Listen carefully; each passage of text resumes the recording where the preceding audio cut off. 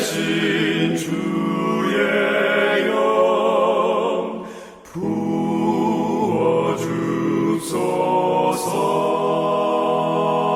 부어주소서.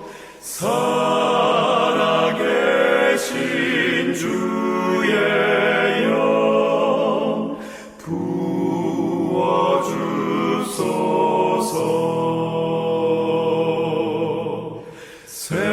새로 지은 내 마음 속에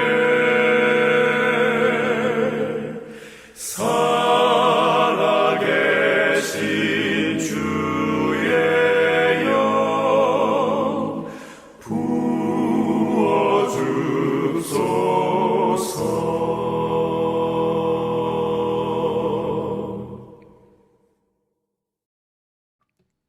기도하시겠습니다. 하늘에 계신 하나님, 저희들 각자에게 생명을 주시고 하나님을 찬양하며 예배할 수 있는 안식일을 주셔서 감사합니다.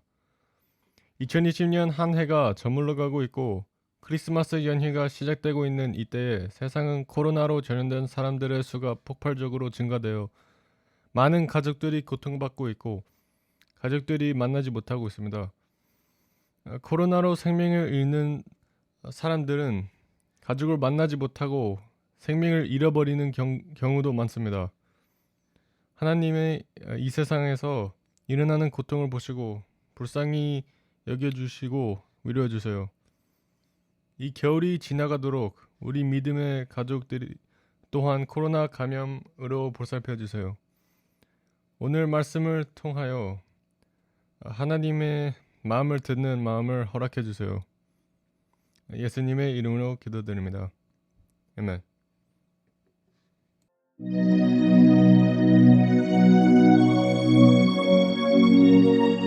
너희는 마음에 근심하지 말라. 하나님을 믿으니 또 나를 믿으라. 내 아버지 집에 거할 곳이 많도다. 그렇지 않으면 너희에게 일렀으리라. 내가 너희를 위하여 처소를 예비하러 가노니 가서 너희를 위하여 처소를 예비하면 내가 다시 와서 너희를 내게로 영접하여 나 있는 곳에 너희도 있게 하리라.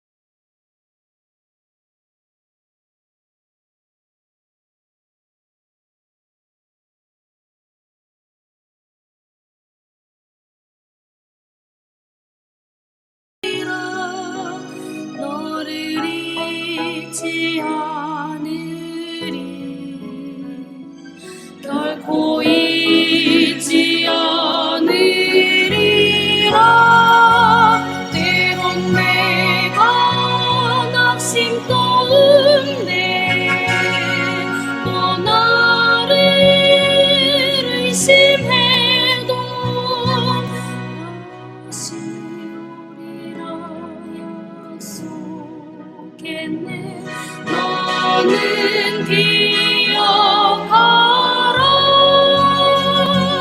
때론 내가 낙심 가운데 너 나를 의심해도 나는 너를 기억해 다시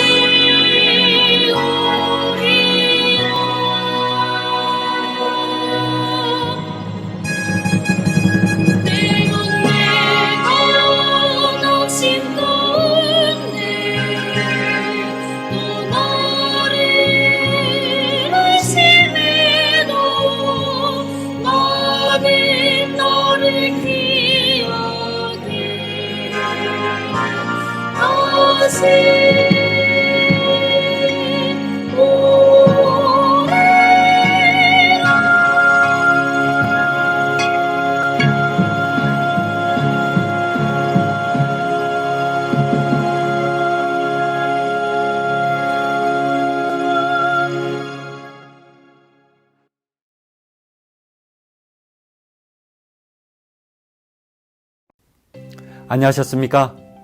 행복한 안식일입니다. 2020년 한 해가 저물어가고 있죠.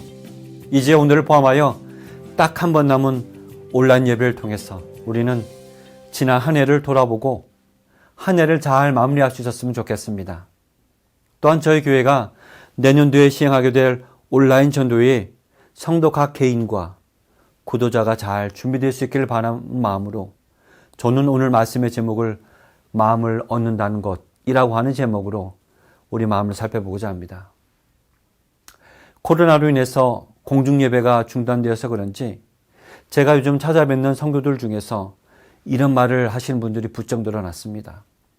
목사님, 그전에는 교회에서 식당에 둘러앉아 함께 식사 나누고 친교 나누던 것이 별거 아닌 것처럼 느껴졌는데요. 그것이 얼마나 소중했는지요.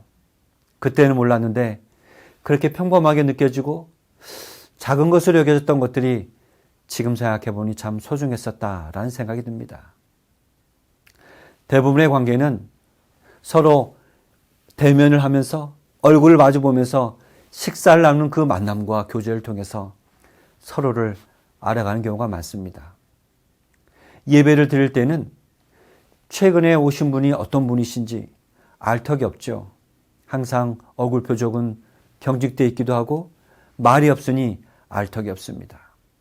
그러다가 드디어 집사님들이 정말 성성스럽게 준비한 음식이 차려져 있고 그리고 그 음식이 입으로 넘어가게 되면 우리 마음과 정신도 즐거워져서 그런지 예배 드릴 때 표정과 아주 사뭇 다른 표정이더라고요. 친교실에서 식사는 바로 그런 곳이었습니다. 2020년 안식일을 한 번 남겨둔 오늘, 우리는 이미 광고드린 대로 오늘 안식일 오후에 교회 주차장에서 1시부터 제가 기다리고 있겠습니다. 그동안 마음속에서만 존재했던 그 예배당, 교회 주차장을 이제 한 해가 지나가는 즈음에 함께 밟아보고 사회적 거리를 두면서 말이죠. 교회 건물을 둘러보면서 함께 기도하면서 그동안 우리 마음 가운데 억눌림과 빚진 마음을 털어버렸으면 좋겠습니다. 우리 믿음 생활에 있어서 어떤 인간관계는 이렇듯 굉장히 중요한 위치를 차지하고 있는 것 같습니다. 인간관계가 비틀어질 때에 신앙도 안전하지 못하다고 생각합니다. 또 반대로 인간관계가 원만할 때에는 우리는 행복감을 느끼고 정말 내가 신앙을 잘하고 있는 것처럼 느껴지기도 합니다. 오늘 주제의 말씀을 한번 되뇌겨 봅니다. 마음을 얻는다는 것. 사람의 마음을 아는 것이 이렇게 쉽지 않다는 것이죠. 인간의 본성에 대한 통찰력을 갖는다는 것, 그리고 인간의 감정에 대한 또한 통찰력을 갖는다는 것은 참으로 많은 인내가 필요할 수도 있습니다. 그것은 시간을 요구하기도 합니다. 여기에 인간의 감정들 몇 가지를 제가 나열해 보았습니다. 질투심, 이기심, 폭력성, 이중성, 비판의식, 또한 인정받고 싶은 마음. 이런 단어를 보시니 여러분의 마음에는 어떤 생각이 드십니까? 이런 단어는 인간의 본성과 감정과 관련되어 있는 단어들입니다. 모두 다 부정적인 단어라고 말할 수 있죠. 그런데 요즘 제가 생각한 것은 사람의 마음을 이끌기 위해서라면, 사람의 마음을 얻기 위해서라면 인간의 본성과 감성을 깔보거나 얕보지 말아야 한다는 것입니다. 여기 나와 있는 단어들 중에서 오늘 잠시 3가지만 살펴보고자 하는데요. 먼저 질투입니다.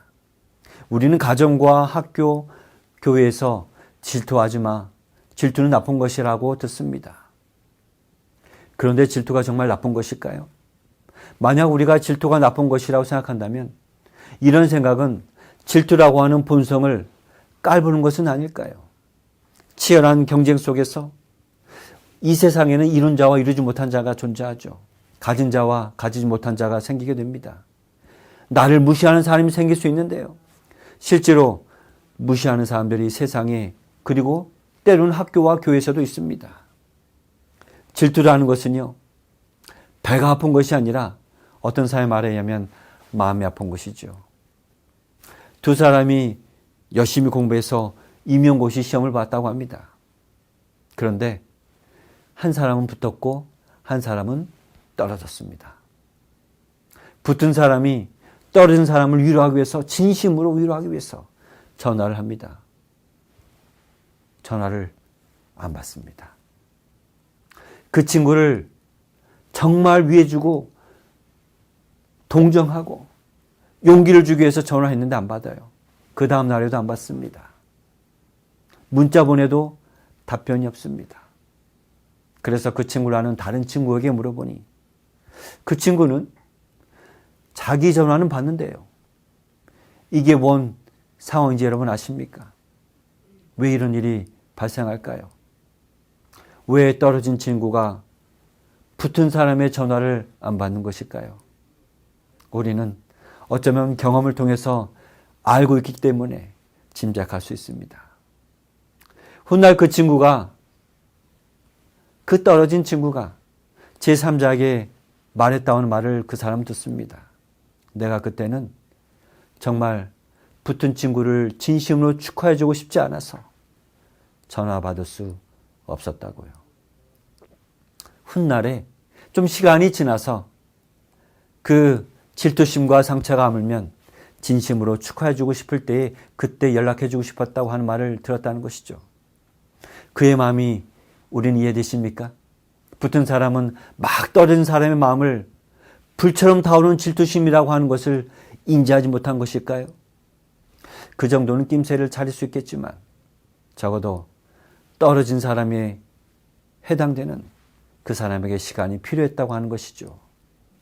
이 방송을 보시는 성도님들도 지금 제 말씀에 공감하실 수 있으리라 생각합니다. 그저 저는 카메라를 보고 말씀드리고 있지만 여러분의 눈을 볼 수가 없지만 우리 모두는 인간관계에서 질투심을 느끼기도 하고 질투심을 조절하기 위해서 시간이 필요한 사람들을 만나기도 합니다.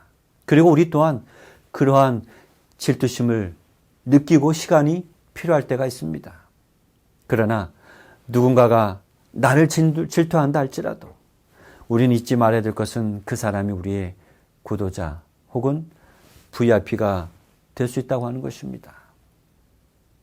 요셉이 아버지 야곱으로부터 사랑을 너무나도 티나게 받았죠. 요셉으로서는 참 즐겁고 행복한 일이었습니다. 그도 어쩔 수 없는 것은 그 아버지가 사랑하는 엄마로부터 났으니 얼마나 사랑스럽겠습니까? 그저 요셉은 즐기면 되는 것이었습니다. 하지만 요셉도 눈치를 차릴 수 있는 한 가지 불편한 점이 있었는데 그것은 바로 형들의 질투심이었습니다. 그런데 어떤 일이 벌어집니까? 요셉이 꿈을 꾸게 됩니다. 그는 너무 어쩌면 성급하게 질투심이 가라앉지 않는 형제들에게 그 꿈 얘기를 한 것이 아닌가 생각해 보게 됩니다. 오히려 요셉은 그 형제들 마음속에 흐르는 질투심을 자극했습니다.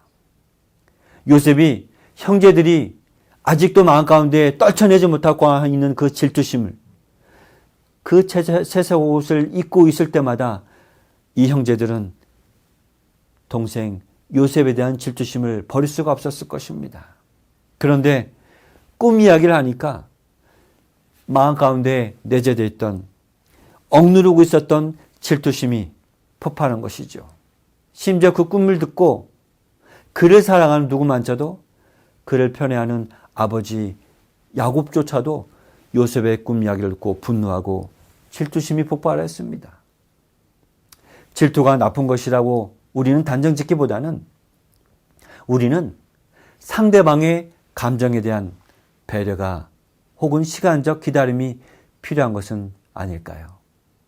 그래서 우리가 선정한 구도자 VIP의 마음을 얻기 위해서 우리는 시간이 필요하다라고 하는 것을 인지하지만 그렇다고 우리가 무작정 기다려줄 수만은 없는 것입니다. 내년도 9월 초 혹은 8월 말로 예측하고 있지만 이 온라인 전도회는 하나의 집을 짓는 것과 같죠. 망대를 짓고 있는 것이나 같습니다.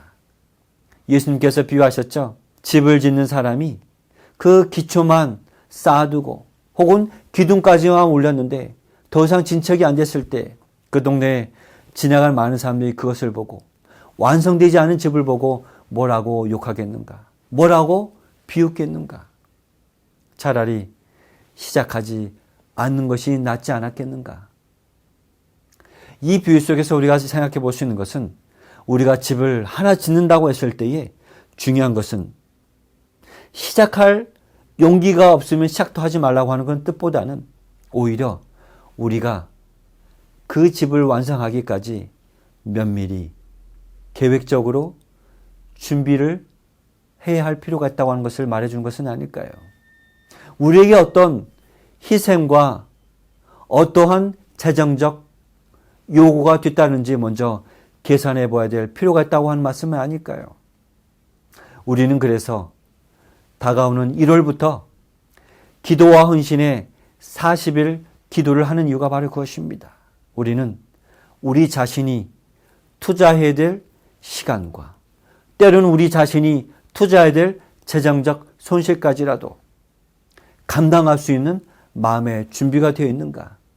정말 나 자신을 살펴보는 것입니다. 어쩌면 억눌렸던 자아를 다시 한번 꿰뚫어 보고 정말 내가 진정성 있게 그 VIP를 인도하기를 원하는가? 정말 그렇다면 나에게는 어떠한 시간적, 재정적, 영적 에너지가 소요될 수 있는가? 어떤 에너지와 재정적, 시간적, 물질적 희생이 요구되고 있는가? 나는 정말 그 사람을 위해서 이 모든 것들을 나눠줄 용의가 있는가? 뭐 이런 것이죠. 집을 짓는다는 것, 우리 신앙생활에 있어서 한 영혼을 주님께로 인도한다는 것, 때로는 생각만 해도 가슴 벅찬 일입니다. 참 행복한 일입니다. 참 인간의 마음을 얻는다는 것, 그것만큼 가치 있는 것이 어디 있겠습니까? 그것은 마치 집 하나를 으리으리한 집을 짓는 것보다도 더 가치 있는 일은 아닐까요? 하나님께서 참으로 가치 있게 보는 것은 바로 그것이 아닐까요? 우리가 살아생전에 사람들을 주님께 인도한다는 것, 참으로 가치 있는 일입니다. 중요한 것은 그 가치 있는 것에 대해서 우리가 지금 진정성 있게 나 자신을 이해하고 참으로 진정성 있게 그 구도자를 인도할 마음이 있는가라고 하는 것입니다. 그 다음으로 우리는 이기심에 대해서 생각해 보겠는데요. 역시 이 이기심은 나쁜 거고 이것 또한 인간의 본성과 감정을 깔보는 것은 아닐까 우리는 생각해 봅니다. 우리가 참 극단적인 이기심만 아니라면 인간에게 주어진 그 이기심, 그것은 어쩌면 자기 자신을 지키기 위해 만들어낸 일종의 보호색과 같은 것이라고 말하는 사람이 있습니다. 이게 바로 무엇입니까? 인간에게 이기심이 없다면 세상은 더 평화로울까요? 우리 한번 생각해 보십시다. 자기 손해보는 사람은 억눌리는 그 이기심 때문에 분노가 그 안에 쌓여 있다고 생각해 보십시다. 근데 그 분노가 시간이 지나면서 그냥 사라지는 것이 아니라 그 분노가 그 안에서 어떻게 합니까? 폭발할 시간과 경우를 기다리고 있는 것입니다. 마치 불이 뿜어나는 것처럼 말이죠. 자신 안에 내재되어 있던 그 분노, 혹은 대부분의 경우에서 그 분노가 가정에서 분출됩니다. 그 피해자의 대부분은 가족 구성원이고 약자가 될 수 있습니다. 아이들이 피해보거나 아내가 피해를 보는 것가 많습니다. 심지어 그 피해자가 자기 자신일 수도 있습니다. 이렇듯 가정은 가장 많은 사랑을 주기도 하지만 가장 많은 상처를 주고받는 곳이기도 하죠. 엄마가 불을 뿜고 있습니다. 저희 집 이야기가 아닙니다. 그런데 아빠도 함께 불을 뿜고 있습니다. 이 집은 어떤 집일까요? 이런 집을 가지고 흔히 사람들은 콩가루 집안이다라고 말합니다. 그렇다면 항상 배려하고 항상 칭찬하고 항상 손해보는 사람은 아름다울까요? 이런 사람은 거의 찾아보기 힘듭니다. 이런 사람은 아마도 없다고 하지 않을까요? 정말 있다면 사람들은 그 사람을 어떻게 봅니까? 거칠일 가능성이 다분히 높다라고 평가할 수도 있습니다. 왜냐하면 인간이 느끼는 인간의 본성은 배려받기 원하는 것이죠. 차라리 배려받기 원하고 칭찬받기 원하는 것이 인간의 본성이죠. 인간의 본성은 자기가 배려한 것에 대해서 똑똑히 기억한다고 합니다. 그리고 자기가 손해본 것을 기억했다가 그것에 대한 보상을 받기 원한다고 하는 것이 인간의 본성이라고 합니다. 많이 배려하는 사람의 본성에는 배려받고 싶은 마음이 그만큼 쌓이는 것은 아닐까요? 체질적으로 배려만 하는 사람은 좀 드물 것입니다. 내가 사랑하는 사람이라면 내가 원하는 방식에 대해서 더 분명하게 말해 줘야 된다고 학자들은 말하는 사람이 있습니다. 상대방이 원하는 그 방식을 따라가다 보면 그를 배려하는 것이 그의 마음을 얻을 수 있을 것 같지만 만날 때마다 따라가야 되고 만날 때마다 그가 원하는 방식을 따라가다 보면 사람이기 때문에 불편하고 어느 날 더 이상 그 사람을 만날 마음이 생기지 않는다는 것이죠. 그러나 요즘은 특별히 젊은이들에게 있어서 자신의 방식을 분명히 얘기해 준다고 하는 것은 상대방의 마음을 오히려 얻는데 도움이 될 때가 많다라고 하는 것입니다. 세 번째, 우리가 비판에 대해서 생각해 보겠습니다. 여러분께서 잘 아시는 헬렌 켈러가 이런 훌륭한 말을 했다고 하죠. 태양을 바라보고 살아라. 너의 그림자를 못 보리라. 항상 자기 칭찬을 바라고 항상 자신이 인정받길 원하는 사람은 자신의 내면의 그 어두운 그림자를 항상 못 볼 것이라고 하는 말씀이죠.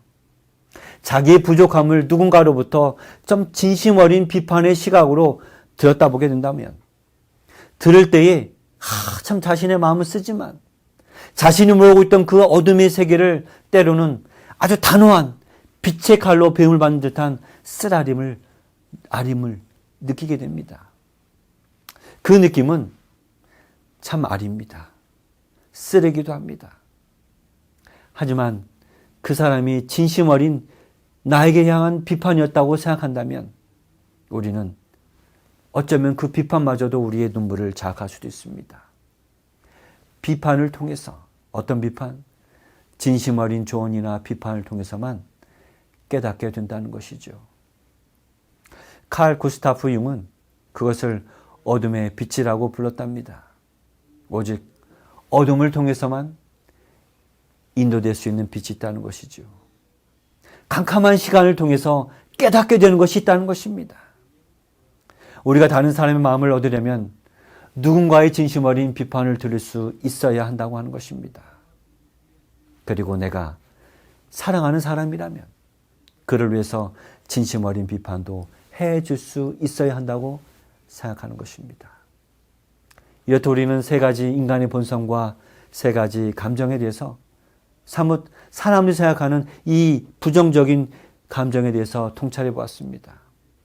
물론 우리가 다 관통한 것은 아니지만 우리가 생각해 볼 때 첫째로 나를 위로하고 나를 이해할 수 있는 소통의 도구를 우리는 이런 감정을 통해서 나누게 됩니다. 이를테면 내가 누군가를 질투했다 해도 나를 참 형편없는 사람으로 생각하지 말라는 것입니다. 또한 두 번째로 우리가 타인을 위로하고 또한 타인을 이해하는 소통의 도구로도 우리는 사용할 수 있다고 하는 것입니다. 예를 들자면 누군가 나를 질투했다 해도 그가 여전히 나의 구도자임을 의심하지 말라는 것입니다. 누군가의 이중성을 여러분이 보았다고 해도, 목사의 이중성을 보았다 하더라도, 어떤 집사님의 이중성을 보았다 하더라도 그가 참으로 겉과 속이 다른 사람이라고 함부로 깔보지 말라고 하는 것이죠. 흔히 사람들이 말하는 것이 있습니다. 여러분 100번 잘 쌓아둔 인간관계 한 번으로 쪽난다고 하는 말이 있습니다. 많은 사람이 하는 말이죠. 하지만 현명한 사람은 그렇게 말하지 않습니다. 100번을 잘 하다가 한 번을 못했는데 왜 관계를 끊느냐? 그들에게는 어쩌면 멋진 철학이 있는 것 같습니다. 미워도 다시 한 번. 우리가 마음 가운데 염두에 두고 기도하고 있는 그 구도자, 한 번 관계가 틀어졌다고 해서 그 관계를 쪽내는 것인가? 아닙니다. 참으로 진정한 그리스도인이라면, 참으로 현명한 사람이면 미워도 다시 한번, 우리는 그렇게 말할 수 있는 것입니다. 그런데 나만 그 사람을 향해서 미워도 다시 한 번이라고 말할 수 있다고 생각한다면 그것은 나만의 오만일 수 있습니다. 누군가 나를 향해서 미워도 다시 한 번이라고 말할 수도 있다고 하는 것입니다. 한 해 동안 제 삶과 우리의 삶을 돌아보다 보면 얼마나 자주 나를 향해서 미워도 다시 한 번이라고 말할 수 있었는지 생각해 보게 됩니다. 어느 날 30대 중반의 남청년이 후배를 만나기 위해서, 그 후배가 극단에서 활동하고 있는 배우인데요. 그 후배를 만나기 위해서 그 극단으로 찾아갔다고 합니다. 그런데 그 여럿이 어떠한 연극을 연습하기 위해서 대본 연습을 하고 있는데, 그들은 무대에서 대본 연습을 하는 것이 아니라 무대 아래서 앉아서 대본 연습을 하고 있었다고 하는 것이죠. 그런데 그가 저 무대 맨 뒤에 있는 그 의자에서 연습하고 있는 우리 후배를 보고 있는데, 갑자기 무대 위에서 어떤 사람이 나와서 단순한 일을 계속해서 반복하고 있는 것을 그는 목격하게 됩니다. 어떤 단순한 일이었는가? 그 무대 위에 테이블 하나를 갖다 놓고 그 테이블 위에다가 테이블볼을 단순하게 던지고 피는 작업을 하고 있는 것입니다. 그것을 장작 2시간이나 거의 쉬지 않고 연습하는 모습을 보게 되었습니다. 모임이 마치고 이제 후배에게 그 사람에 대해서 물어봤는데, 그 후배로부터 들은 말은 그 사람은 배우긴 한데 대사가 한마디도 없는 배우였다고 하는 것입니다. 얼마 후 연극을 보러 갔는데 이제 무대가 올라가고 사람이 등장하는데, 그 사람이 눈여겨보았던 2시간을 대사가 없이 똑같이 반복된 일을 했던 그 사람이 처음으로 등장하면서 그 어깨에는 가지런히 접힌 테이블보가 올려져 있었습니다. 관객들 향해서 씩 웃더니 그는 관객을 향해서 웃은 다음에 마치 춤을 추듯이 빙그르 돌면서 제법 멀리 떨어져 있는 그 테이블에다가 자신의 어깨에 있는 테이블볼을 힘껏 던지는 작업을 하였습니다. 그런데 그 테이블보가 아주 사뿐히 내려앉았는데 마치 자루 잰 듯이 4개의 모서리가 테이블보에 자루 잰 듯이 꽉 알맞게 자리 잡힌 모습을 보게 되었습니다. 그 관객을 본 이 관객들은 와 하고 반응했지요. 그 모습을 본 그 청년이 놀랬다고 합니다. 그러나 그 청년은 그 사람이 과거에 연습한 그 장면을 봐서 그런지 그의 모습에서 자신의 부족함 혹은 하나의 깨우침을 느낄 수 있다고 하는데요. 그저 관객들은 와 하고 감동하는 정도였지만 그 관객을 감동시키기 위해서 배우는 마치 배역이 아니라 배역의 진정성이라고 하는 것을 그는 깨우쳤다고 하는 것입니다. 배역을 향한 진정성이 관객을 감동시켰습니다. 헨리 데이빗 소로가 말했다고 합니다. 사람들을 감동시키는 것은 그의 재능이 아니다. 정말 사람들을 감동시키는 것은 가치 있는 것에 대한 그의 태도이다. 여러분, 이 말씀을 바꿔 말한다면 무슨 말씀입니까? 이 사람의 마음을 얻기 위해서 우리에게 필요한 것은 우리에게 있는 어떤 재능이 아니라는 것입니다. 가치 있는 것에 대한 태도, 우리의 마음가짐, 진정성, 그것이 더 중요하였다고 하는 것이죠. 여러분, 그 배우는 자기를 훌륭한 배우로 인정했던 배우입니다. 어쩌면 보잘것없다고 여겨지는 그 작은 것에 진정성을 다해서 최선을 다해서 그는 연습했습니다. 준비했습니다. 그리고 그 관객의 마음을 사로잡았습니다. 우리는 내년에 온라인 전도회를 계획하고 있습니다. 한번 생각해 보십시다. 온라인 전도회가 여러분 작은 것입니까? 하찮은 것입니까? 전도에 많은 우리의 마음가짐은 어떻습니까?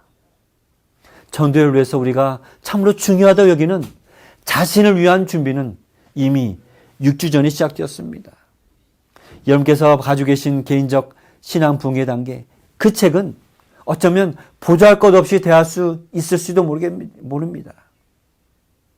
여러분 강조한 어떤 목사의 말도 마음 깊이 새겨듣지 않을 수 있습니다.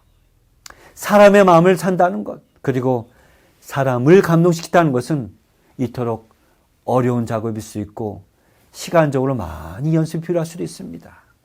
그러나 우리 생애에 그런 진정성 있는 노력은 가치가 있다고 하는 것입니다. 왜요? 우리가 먹든지 마시든지 무엇을 하든지 성경 말씀은 다 하나님의 영광을 위하여 하라고 말씀하고 계시지 않습니까? 우리가 진정성이 어디 있는지 우리의 생애가 곧 시험된 것입니다. 우리의 삶으로 우리의 진정성이 증명될 수 있다고 하는 것이죠. 사랑하는 성도 여러분, 오늘까지 살아온 이 자신의 모습에 그렇다고 너무 큰 실망을 하지 마시기 바랍니다. 나를 인정하는 것은 나를 기다려주는 것이라고 생각합니다.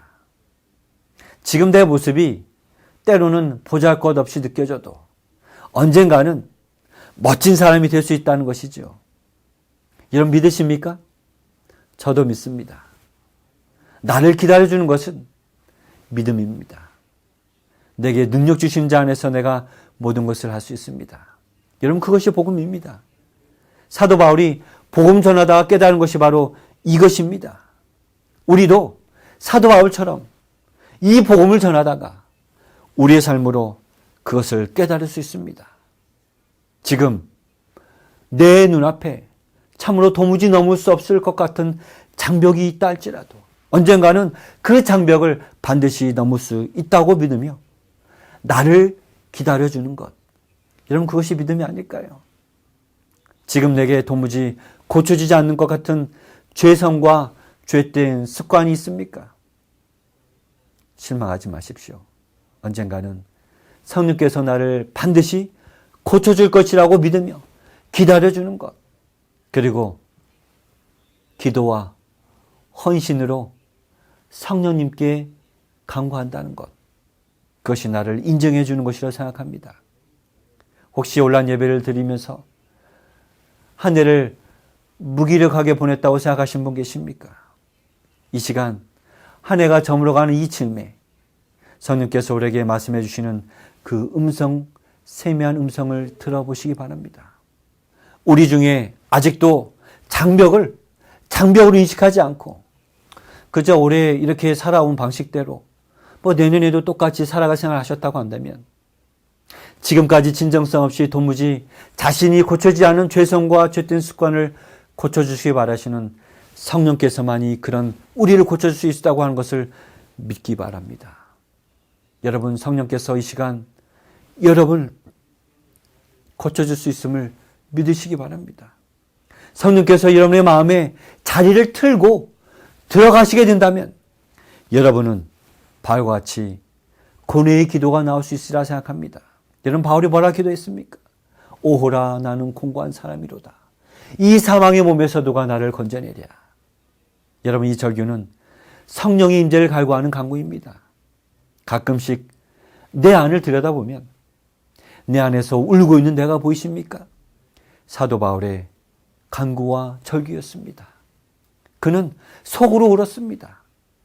내 속사람으로는 하나님의 법을 즐거워하지만 내 지체 속에서 한 다른 법이 내 마음의 법과 싸워서 내 지체 속에 있는 그 죄의 법 아래로 나를 사로잡아온 것을 보는도다. 여러분, 이게 무슨 말입니까? 한마디로 인간의 본성과 감정에 대해서 좋은 것은 다 하나님의 법을 즐거워하는 것인데 여전히 내 속에서 부정적인 것들, 서대의 나열한 이기심과 질투, 그리고 남을 비판하는 정신, 이런 것들이 사도 바울의 마음도 괴롭히다고 있다고 하는 것 아닙니까? 여전히 그의 마음에서 떨쳐낼 수 없는 감정들인 것이죠. 바울은 그런 자신의 모습이 너무 싫었습니다. 절규했습니다. 속으로 울었습니다. 오라, 나는 공고한 사람이로다. 누가 나를 이 사망의 죄에서 나를 건져내랴. 바울도 그 마음 안에서 스스로 울고 있는 모습, 여러분, 그 모습이 느껴지십니까? 그 마음에 하나님이 없는 자는, 성령의 능력이 없는 사람은 이렇게 말합니다. 내 안에 울고 있는 내 손을 내가 잡아줘야 한다고 말합니다. 남을 사랑하려고 노력하기보다는 자기 자신을 먼저 사랑하는 법을 배우라고 말합니다. 나를 위해서 만난 것을 사주고 멋진 옷도 사주고 내가 나를 정성스럽게 돌보아주는 것, 그것이 바로 모든 인간관계의 출발이라고 말합니다. 틀린 말은 아닐 것입니다. 그러나 내가 나를 의식적으로 사랑한다는 것, 얼마나 눈물겨운 것일까요?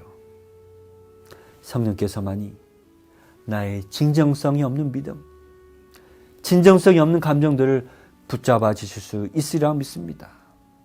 지금까지 우리가 주께 말하는 그 기도를 했다고 한다면, 주께만 계속해서 드리는 기도를 했다고 한다면, 지금 이 시간 성령께서 우리 마음에 절규하시는 음성을 듣게 되는 기도를 드리면 어떻겠습니까? 성령께서 이 짧은 시간 드리는 기도에, 듣는 기도를 통해서 세미한 음성으로 우리의 마음을 부추겨 세워주시고 우리의 마음에 들어오셔서 말씀해 주시기를 간절히 바랍니다. 언제나 내 기도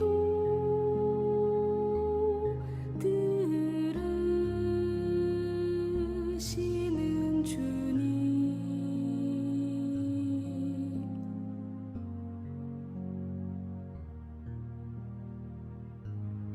여기 지친 마음을 눕혀놓고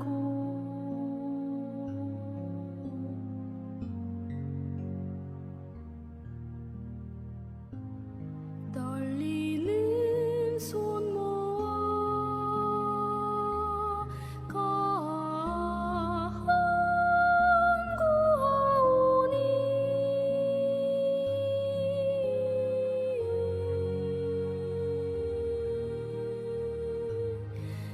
이제는 나로 듣게 하소서.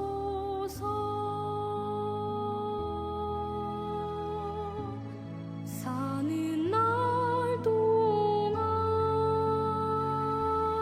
드린 나의 기도는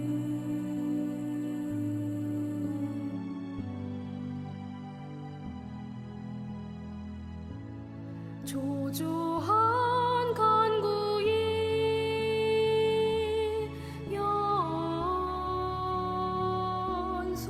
연속이어라.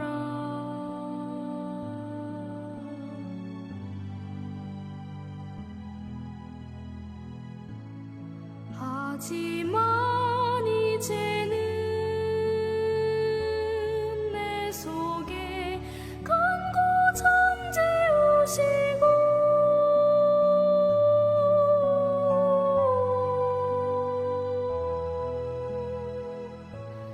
조용한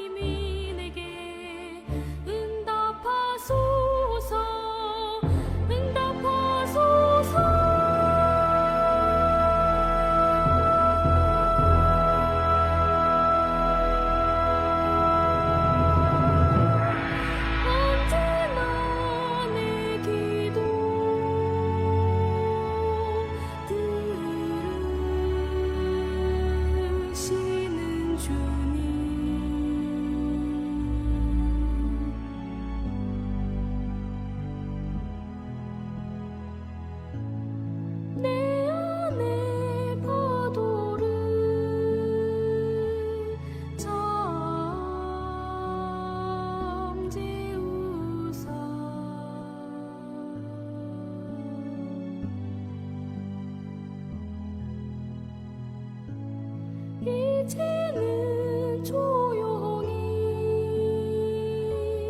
듣게 하소서.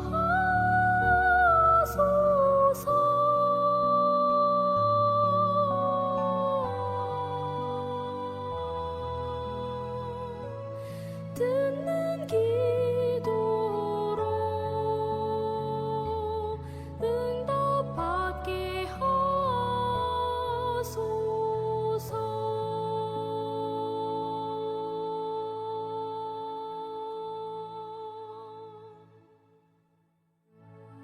듣는 기도로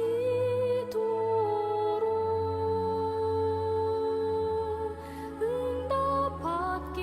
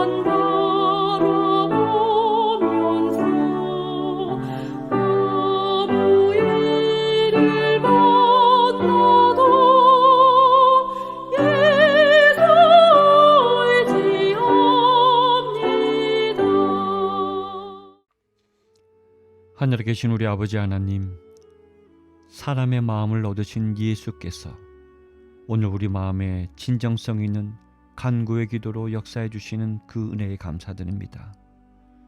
한 해가 저물어가는 즈음에 자신의 마음속에 드리워져 있을 그림자를 돌아보기도 합니다. 우리 마음에 내재된 질투심, 이기심, 그리고 남을 비판하는 정신으로는 하나님의 일을 감당할 수 없음을 고백합니다. 하지만 사도 바울도 자신의 마음속에 내재된 어쩌면 부정된 이런 감정들을 가지고 전도할 수 있는 도구로 삼아주시고 많은 영혼들을 주님께로 인도하였듯이 우리도 남은 여생을 하나님의 영광을 비춰줄 수 있는 빛의 도구로 살아가도록 인도하여 주시옵소서. 듣는 기도를 통하여 정말 나 자신이 내년도 온라인 전도회를 위하여 인도할 영혼들을 위하여 내가 진정성 있게 인도할 마음이 있는지 자신을 살펴볼 수 있는 한 주로 삼아주시고 앞으로 나에게 주신 그 구도자를 선정하고 시간 계획을 세울 수 있도록 축복해 주시옵소서. 또한 내년부터 시작될 40일 기도와 헌신의 시간을 준비할 수 있는 새해를 준비하도록 축복 내려주시고 오늘 이 온라인 예배를 통하여 예수 그리스도께서 다음 없는 사랑과 또 성령의 감동하심이 각 심령에 함께하여 주심으로 하나님께 드리는 기도, 듣는 기도를 통하여 한 해를 마감하고 새해를 준비하도록 축복 내려주시옵소서. 예수님의 이름으로 감사하며 기도드리옵나이다. 아멘.